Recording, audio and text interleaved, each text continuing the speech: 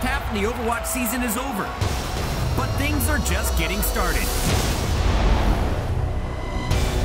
Stage 3 is here, and everything is new again. Going to be having some absolute bangers of games. New patch, new map, new faces. Which teams will rise and who will fall? It's a team that is on the rise after a rough stage 1. Plus, Malik chats with the newly eligible Super about adjusting to the Shots fandom. How are you dealing with all of the fandom around the San Francisco Shock? And we summon the visionary Prophet Crumbs to find out what the future holds. This is Watchpoint. What's up, you beautiful people? Welcome back to MLG's Watchpoint. It's Puckett with the crew. We got Monty, Doa, Mr. Rex, and we know you missed us. It's time for Stage 3. Maybe they kind of missed us. They kind of missed a few of us. They missed you, Doa. They missed you. They like you, Doa. Don't be so hard on yourself. You did great. You did great at the end of Stage 2. All right, let's get right into Reddit. I'm excited about that. Absolutely.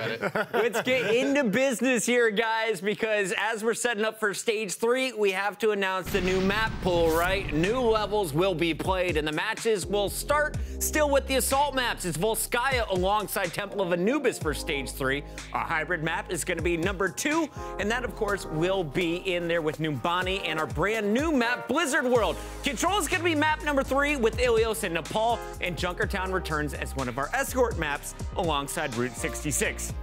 If we go to a tie, I don't know why I'm losing breath. If we go to a tie, Game 5, we're on Oasis.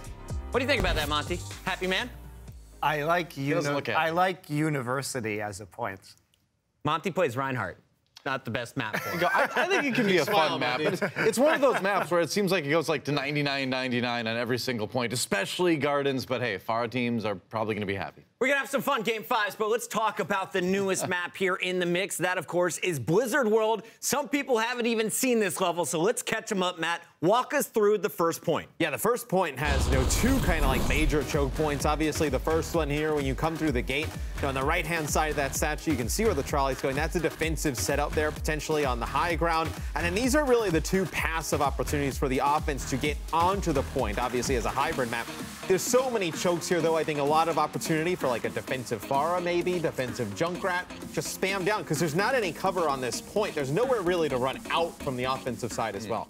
All right, well, the second stage is probably my favorite here, mostly because of the siege tanks and the giant pylon in the middle of the map here. As we look at point 2, Doa, what makes this so tough on the attack? Hey, man, I started my esports career with StarCraft as well, so I like point 2, but it's not going to get much easier for the attackers there, I got to say, man. It's all about 3 things, right? The long corridors, the flanking paths, the high ground in the middle, which you really want to take ASAP, and then when you finally get to the end of point B as the attacker, if you do, the spawns are going to be really, really close, guys. We're using the original version of this map, so it's going to be tough. It's going to be kind of like point B assault map-esque in terms of trying to fight your way through there. That's going to be really, really hard for the attackers. Yeah, and with that pylon in the middle, too, it does give Pharah a lot of cover if you want to play Pharah on defense on that point, so I think we'll see probably a little bit of her. At the same time, I think there's a lot of open sightlines for like a Widow, and like Soldier can get up in the high ground and shut that down, so I don't know. We'll see. Widowmakers or Pharahs, I'm happy with either one. Let's talk about the third point here, because this is where I want to see Lucios, the Roadhogs, basically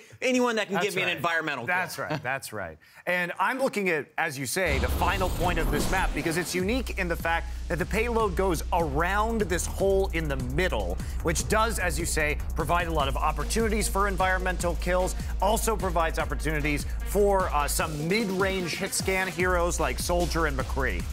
Looking forward to this map in general. Mr. X, where do you expect most of these to end? Are you getting it all the way to point 3 on your attack? I think we're going to see a lot of these end, potentially before point B.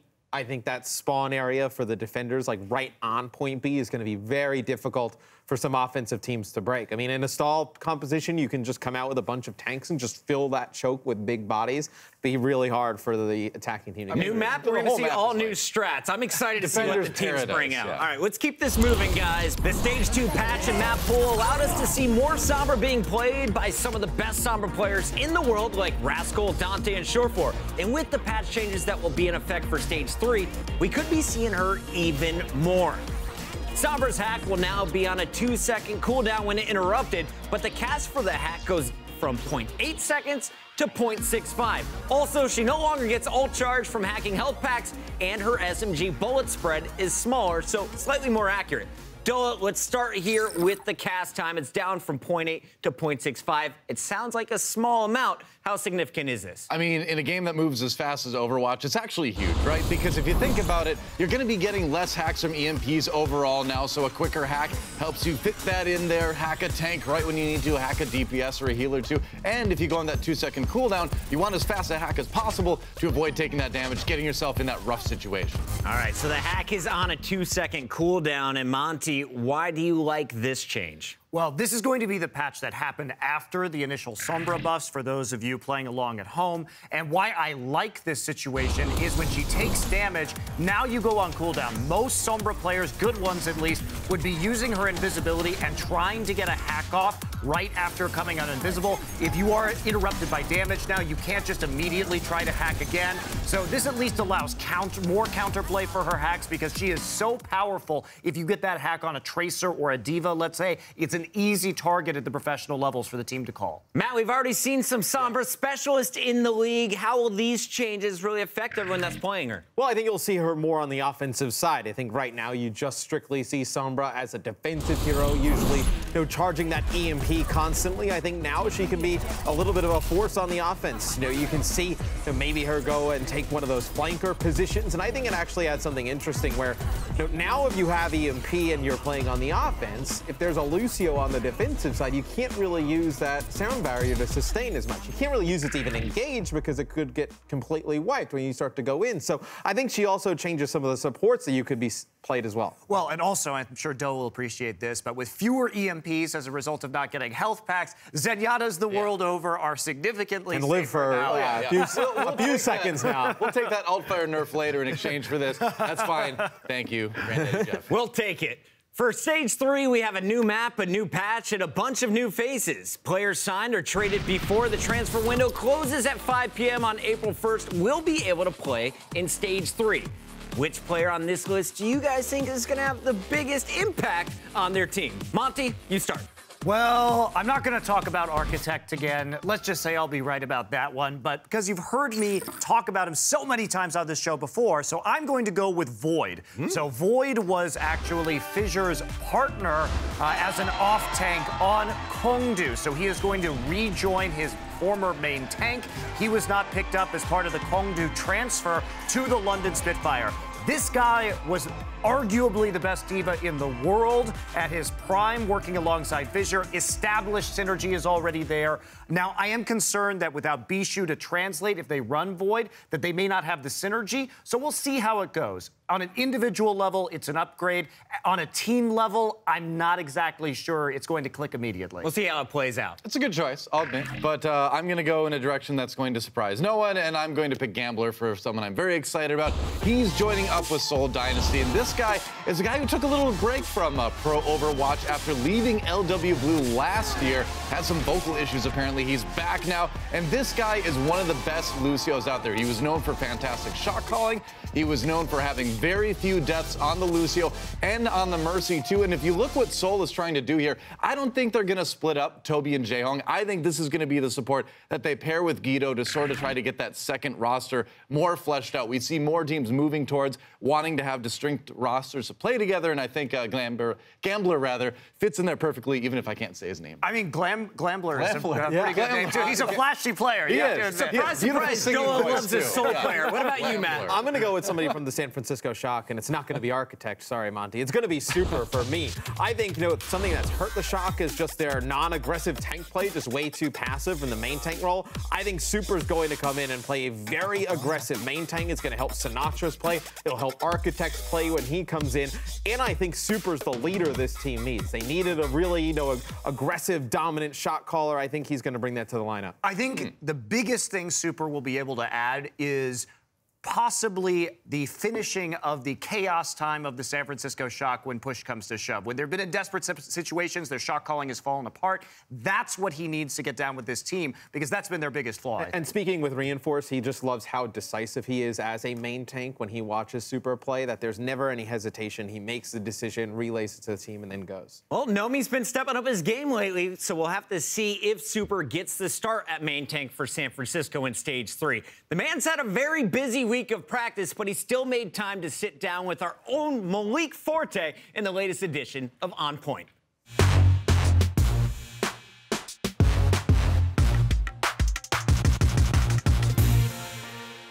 What's up, Super? How you doing, man? Good, how are you?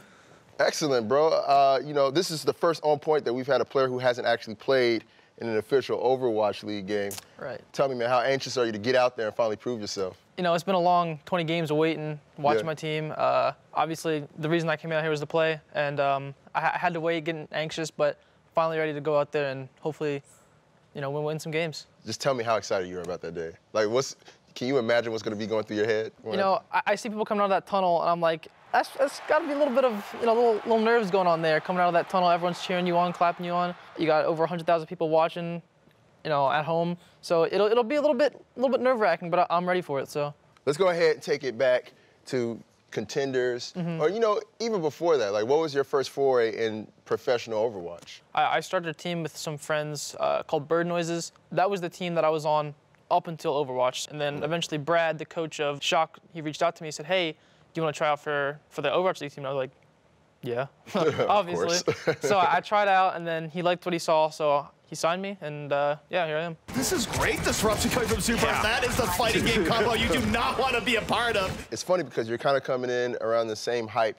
as Sinatra, but Sinatra is somebody who played on Team USA and got a lot of spotlight from that. So there's been all types of like acclaim with his debut. How has it been for you kind of being in the shadow of Sinatra with all this hype around him? If anything, it's probably a little bit better to have not as many people saying, oh, well, hopefully he's going to be the missing key or the missing piece that Shock needs to really elevate their game. I think, if anything, it's a little bit of a good thing. Yeah.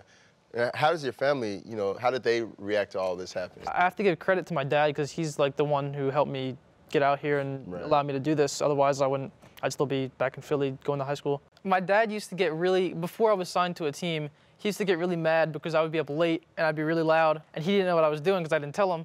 And he's like, can you just go to bed and like stop being loud, stop waking me up? I was like, I got this. You didn't tell him you had a master plan. Yeah. And then I gave him my first contract. Well, no, I gave him the first NDA, and he was like, what's this? I'm like, just read it over and then get back to me. And then he looked up Esports, and then the first thing he saw was like a Forbes article on it. So he's like, oh, hold up, maybe there's something going on here. So he read into it, and then he finally was down for it, so. How are you dealing with all of the fandom around the San Francisco Shock? Because they have probably one of the biggest, most dedicated fan bases. Right. I love seeing all the fan art, honestly. I think it's cool. Like, people I don't even know that they draw fan art, they watch our streams. You know, I think that's like, I think it's sick, honestly. Yeah. And Tyler, in particular, is somebody who's super excited. Right. That clip of Tyler when he did your job for you. He shot it back to the casters. I thought that was so funny. Oh, it was so good. It was so good, man. I was like, oh, I felt threatened. I was like, this guy's taking my job. Come on, man. Thanks for tuning in and watching. Let's support these boys up here. And with that said, let's go ahead and shoot it over to our casters, Semler and Hex, with more of the action in the second half. Do you have any, like, short-term or long-term goals here in the Overwatch League? I mean, I know getting out and playing your first game would definitely be one. Yeah, getting the first win, that's the short-term goal. I just want to make like a lasting impact, you know? When people talk about history, I want to be in that discussion. Superman, much appreciated. I wish you the best of luck in your first game, and early happy birthday to you. I feel like I got to get you a cupcake or something like that. Thank you, dude. What a great little dude. The Shock's slow start in the first half of the season leaves them in 9th place overall, and they'll look to make a move behind some of the new players. The New York XL remain at the #1 spot, with London, Seoul, Philly, and Houston rounding out the top 5. But keep in mind, guys, it's all about the top 6 teams that make it to the playoffs at the end of the regular season. But the next order of business for all of these teams is Stage 3. So let's talk about all of the squads here resetting, starting fresh. It's 20-second previews each squad, and I want to begin here at the very bottom. It's the 0-20 Shanghai Dragons. Doa, tell me about this squad. Oh boy, well, I mean, playoff pictures are -65 right now, so it might take a bit to get there. But the thing is, I predicted these guys to win their very first match in the very first match of Stage 3. They're going to play Dallas. They've got new faces coming in. I think that's what it's going to take to finally get these guys on the board with a win. I think Stage 3 is going to be looking better. I know it's not going to take much for the Shanghai Dragons, but I think Stage 3 honestly will be a bright spot in the season. You're out of time. Florida Mayhem just win 4 wins overall, guys. 4 wins so far, but 3 of them came in the last 3 weeks. Monty, what do you expect from this team? I think we are going to see improvement. I think they've already shown that they can get better now that their living conditions have changed. They're trying to bring in more support staff. Of course, awesome guy and Saya player will be coming in. I'm not sure if we're going to see them right away because they're already looking better, and I think it will take some acclimation with the communication. I think they're probably going to go a little under 50%, so still out of the playoff picture, but better, doing better. Mr. X, can the Dallas Fuel finally get things in order here in Stage 3? I think they can. They have OGE coming in as a main tank. They just need to sort out their supports in their off tank. I think when you have Effect and Rascal as a DPS combo, they can win you some games. You just need to get that off tank position secured, whether it's going to be Mickey, whether it's going to be Seagull, potentially sign somebody, before Stage 3. I think if they can get the off tank and the supports in order, I think the Fuel can make a little bit of a run. We talked about Architect and Super. Let's talk about the Shock's chances here in Stage 3. Where do they go, Monty? I think they go upward. Obviously, with all of these additions, this is a team that's been building around a young core. They are going to have an opportunity with 3 big additions in Architect, Super, and Sinatra now to gel and improve. And I am shocked that these other guys are saying nice things about some of these teams because not everybody can improve, guys. Some teams are going to go down in the standings. Dallas is going down, by the way. I'm cutting it on that one. Everybody's getting better. Doa, one of the surprises in Stage 2 was the improvement of the Gladiators. What are the expectations? Getting better. The Gladiators, they have gotten better, right? They were so close to getting to the stage playoffs this time, and with Void coming in as that off tank, I think the future looks really, really bright for these guys. This team was probably my favorite team to watch during Stage 2, and I think Stage 3 is going to be even better. I mean, with Big Goose around, Shaz able to still play the Zenyatta with less threat from the EMP from Sombra coming in, I'm excited about the Gladiators. Matt, the Valiant were all over the place, up and down, some inconsistent, but good play at times. What are your expectations from then in the next stage? I think there's only going to be 2 things that happen with the Valiant in Stage 3. I think they're in the playoff hunt or they're very close to the bottom. I think there's no in-between for this team. I think they're at a real big turning point in their season. They need to get everybody on the same page. Maybe Space comes in, can give them some shot calling, some leadership, some positive momentum, but I think this is a huge stage and overall season for the Valiant. Boston currently in the top 6 right now. Monty, can they push higher? I don't think they're going to push higher. We saw what happens when this team doesn't have Gamsu. There have been a lot of weird roster rumors around this team, but none of them have actually shown up yet. If they maintain this roster, I think they're going to continue to be an upper middle of the pack team like they are now, challenging for a lower playoff seed, but I don't see much movement overall. They'll upset some good teams. They'll lose to a couple teams below them in the rankings, and they'll stick right around 5 through 7. I'm looking forward to that matchup against the Fusion on Thursday. Let's move it on now to the Outlaws. They fell in Stage 2, but finished pretty strong. Doa, can the Outlaws get back in track? Yeah, I mean, this is kind of a make-or-break stage for them, too, right? And Linkser just said in a recent interview that he felt one of their big problems is that nobody dedicated themselves to becoming that Tracer player that they ended up having issues with. So now that they kind of know that they've kind of maybe changed their philosophy, if that situation arises again, maybe that dedication will see them through. I feel like this one could go either way. I'm going to need to see a couple games. Mr. X, Philadelphia Fusion snuck into the championship match for Stage 2. Do they do it again in Stage 3? I think there's a chance, Puckett. I think this is a team that was very good in Stage 2 because they were able to get a coordinated dive together, a lot like some other teams that were formed before Overwatch League. They weren't able to complete that. I think the next step for Philadelphia is to really nail those mid-game adjustments. when things are thrown at you to be able to adjust on the fly and come up with some new strategies, some new comps. If they can do that, I definitely think they end up in the top 3 again. Dylan, tell me about your favorite team from your favorite city on this planet. That, of course, Seoul Dynasty. I don't want to talk about it. I don't know. It's tough. They're my team, but they scare me, Chris Puckett. They scare me because the thing is, they look so strong at the beginning of stage 2. I thought they would be strong. I thought I was right initially. It all sort of fell apart towards the end. They're adding Gambler on, who's this fantastic player, fantastic shot caller. But I don't know if you put him in and break up that support duo, that synergy that Toby and Jaehong has. So I just do not know. I want them to be strong, but it's keeping me up at night. The Spitfire London, they fell short of their stage 2 goals, but they are our stage 1 champions. Where do they end up in stage 3? Now, this team still has one of the highest skill ceilings in the league, so I think they finally got a wake-up call. They were able to win in spite of their issues in stage 1 by clutching it out, but now that's been shown it's not enough. We need to see the consistent roster. If we go towards a consistent roster and we go towards more consistent strategies, this team is terrifying. They will go up in the rankings. If it continues to happen where they can't decide on a roster, they're going down. Mr. XL, let's talk about what's getting all the bros in Long Island excited. What's happening with the New York XL in stage 3? It's the only New York sports franchise that's doing anything good right now, Puckett, I'll tell you that. But, you know, I think all they need to do is just keep moving along. You know, this is a team that they play a reactionary play style, so teams have to play their game. And if they keep playing at this top level, and if Libero can keep picking up new heroes, kind of like how he picked up Widowmaker halfway through the stage and play at the high level that he's played, I don't see this team going anywhere. I'm so pumped to watch these matches. Can't wait to get back into it. Stage 3 just around the corner. And as we round the corner towards the second half of the inaugural Overwatch League season, we thought we should give the players a chance to evaluate how it's gone so far. This is their mid-season review. We are halfway through the regular season of the Overwatch League, and the action is picking up. Who's the best in the league? Who? Jonak's pretty good. When I grow up, I want to be Jonak. Unstoppable power from this Zenyatta. Striker's just been an absolute monster. Go with Gamsu, Striker. Gamsu comes back to life again with a primal rage. I think they've been pretty extraordinary in every situation. There he is! The one thing our team needs to improve on is probably just not getting afraid and just playing our game and making sure we just don't mess up.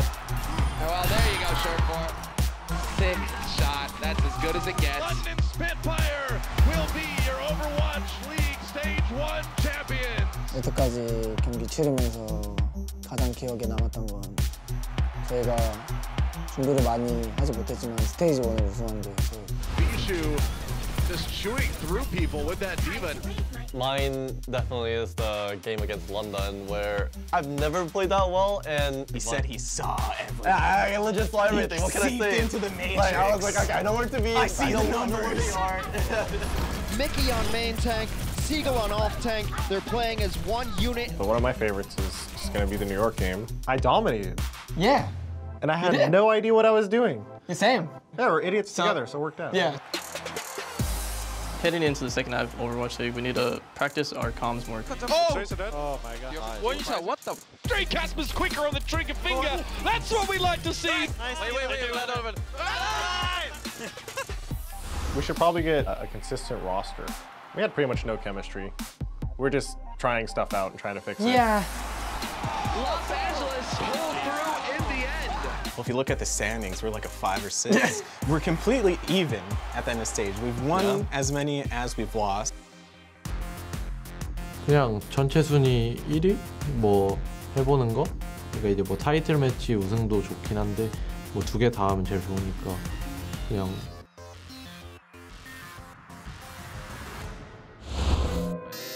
As we think about stage 3, we must ask, what does the future hold? And for that, we seek the visionary powers of the universe's most powerful soothsayer, Prophet Crumbs.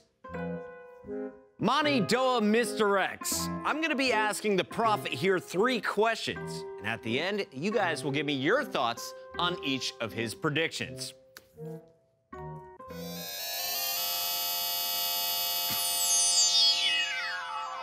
Our first question for the Prophet, who will be the breakout team of stage 3?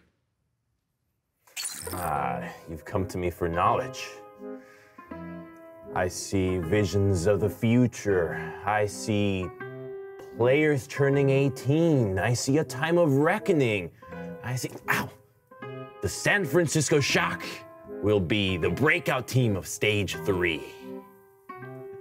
Okay, guys, so what do you think about the Prophet's prediction, San Francisco?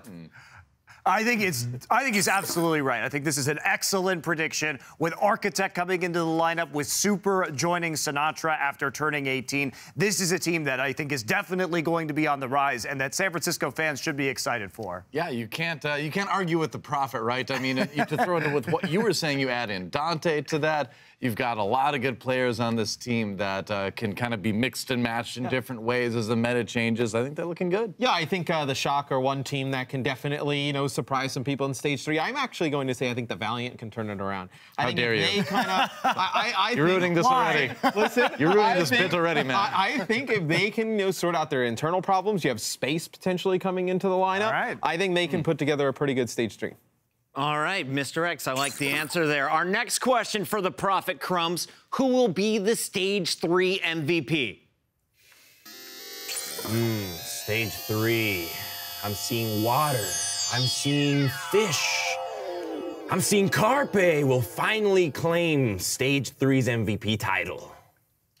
So, the Fusion's Carpe is the predicted MVP. Fellas, thoughts on this prediction? I'm seeing fish, but I'm seeing fissure instead that's as the MVP. I think we've already seen what he can do, and when he gets even more support with potentially Void coming into the lineup, that's where he's going to really shine with the Gladiators. Yeah, I feel like maybe Prophet Crumbs actually went back in time a little bit, because if there was going to be any season that Carpe was going to be the MVP, I think it was going to be this one. Like, no doubt he's going to be good in the future, but the role he played in getting Philly as far as he did this season, I think he was a shoo-in for Stage 2, actually. I don't know about Stage 3. Yeah, he kind of went under the radar in terms of Stage 2 MVP. I agree, yeah. I'm going to go out on a limb here. I know really? I don't really say a lot of nice things about Seoul. I'm pretty difficult on them. I think Fleta will be the Stage 3 MVP. Wow. I think they're going to turn it around. I think there's a chance that they find themselves in the title match. I like these picks. Very nice job, gentlemen. Finally, we have the last question for the Prophet, and that question is, when it's all said and done, who will be our Stage 3 champions? I see hard work. I see repetition. I see a second chance, and that second chance is telling me that the Philadelphia Fusion will claim the Stage 3 title in their up-and-coming rise to be the best team in the world. Wow. All right, fellas, a bit surprising to see them in their championship match of Stage 2. What do you think about the prediction that we'll see them again in Stage 3? I think there's some truth to this. I do see a redemption arc as well, but I see it for the London Spitfire. I think this is going to be the stage where they fix a lot of their coaching and roster issues, settle on a specific roster, and that's where we're really going to see this team shine. I don't know. We'll see. I think Philly may have a chance, actually, here, because they did make it competitive even against NYXL in the end. I mean, they did win the first 2 games of the finals. Things didn't go so well after that, but, like, they proved that they could have been a team that won the stage. So, I mean, if you go along with the Carpe prediction, if you become a believer in that, you know, I could be convinced, maybe. I think they can definitely find themselves back in the top 3. I'm still going to go with NYXL, though, to take Stage 3 until they stop. Look, they could have taken Stage 1 as well, so unless somebody comes up and beats them pretty bad, I'm still going to ride it. Surprise, surprise, new answers from Mr. XL. Well, that does it for Wait. I see something more in the ball. I have a prediction. One of the casters. Who will be the first caster to be fined by the league? No, it's not Puckett for swearing. It's Doa. He's had enough. He's beat Monty because he has enough of this. It's been a long time coming. You know? I mean, 5 years of repressed anger. I can see it. I can totally see it. Every second. I think the worst part will be Monty swinging back. Guys, that officially does it for MLG's episode of this Watchpoint, guys. Make sure you check out Stage 3. It's beginning Wednesday, April 4th at 7 p.m. Eastern, 4 p.m. Pacific on OverwatchLeague.com and the Overwatch League app. Thanks for watching. We'll see you soon.